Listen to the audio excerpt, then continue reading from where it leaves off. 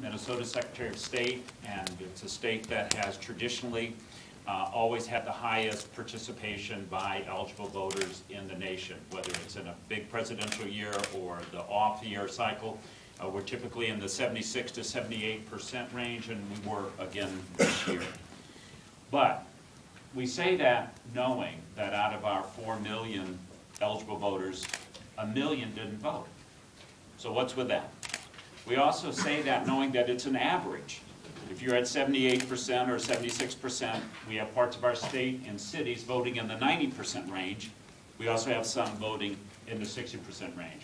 We have some demographics in terms of age voting in the 80 to 90%. We have some voting in the 50 and 60%. For us, it's fabulous that we are so high in the nation, and we know the reasons. We have same-day registration. We don't allow provisional balloting. We do a lot of things to make sure we are #1 in the nation, but we know it's an average, and we know that we can do better.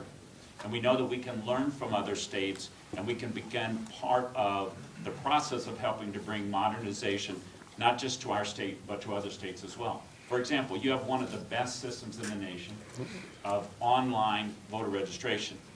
Minnesota, we are only now beginning to move in that direction. We are learning from your experience in that. We don't actually have true early voting. You have in this county the renowned system in the nation. There are things that we can learn from that, and it's part of our debate. So for us, when we began the process of discussing poll books in our state, we came at it first from the point of view of how will we save in a budgetary sense in order to pay for the cost of bringing in new technology. The cost of technology, of course, has fallen dramatically. This is all very, very good. But the states around us have been showing us other ways that the financing for this kind of innovation could happen. For example, we have same-day registration in our state.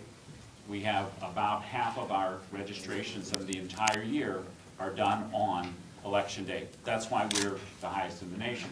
But it means that there's a tremendous amount of clerical work, of typing, data entry after an election.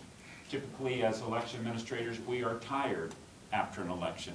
And we have a tremendous amount of paperwork and things that have to be done. Occasionally, we have recounts that have to be done. And so this extra work that has to be done, an electronic poll book setup can help eliminate. In fact, with an online voter registration system, you can eliminate a tremendous amount of that cost and turn that savings back into the investment in the system. So we began looking at all of the advantages that electronic polling book systems could bring. Some of them include the ability to directly connect to certain databases that are important for determining eligibility, for determining if somebody's in the right polling place. Minnesota does not yet have what we call vote centers like you have here, and a very important innovation. Poll books make that possible.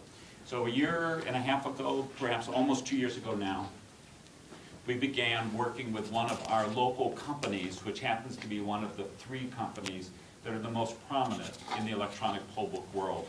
They began helping us to do mock-ups of how might we integrate electronic poll books into our systems of election day registration. How can we use it to aid in the implementation of online voter registration?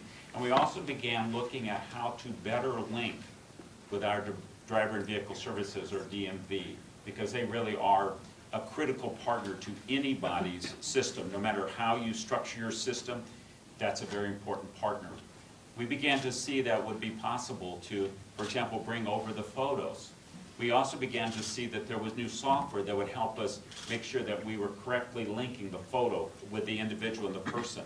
That helped us to determine in our state what might the cost be for this. So for us, we began to put forward a kind of conscious proposal about bringing in that electronic poll book approach.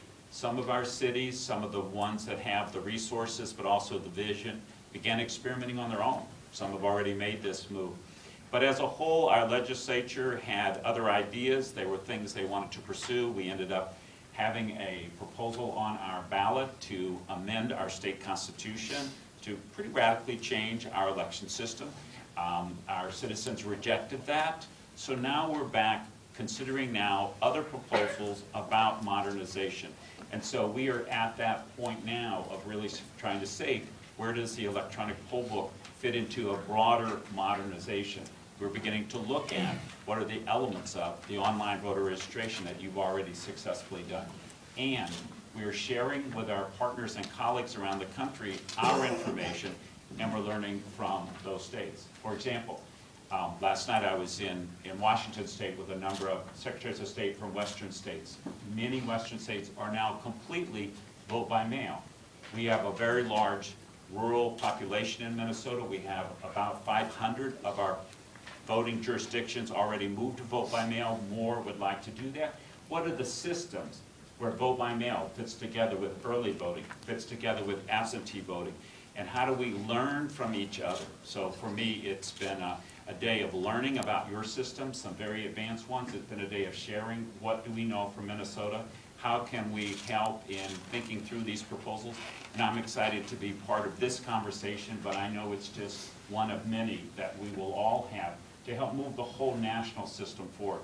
I'd say if there's one thing that we've appreciated in our National Association of Secretary of State, and Secretary Miller is our president right now, is that there is a balance with the local folks being able to experiment and bring forth new technologies like in this county, and the necessity to make sure that all people in this nation have equal access, whether they're serving in Afghanistan and Iraq, whether they're living up on a mountain where it'll never be internet connection, or whether they're in a large city and they're working 3 jobs and they have to find a way to get to the polling place with all the right things in the right place to make sure they can vote.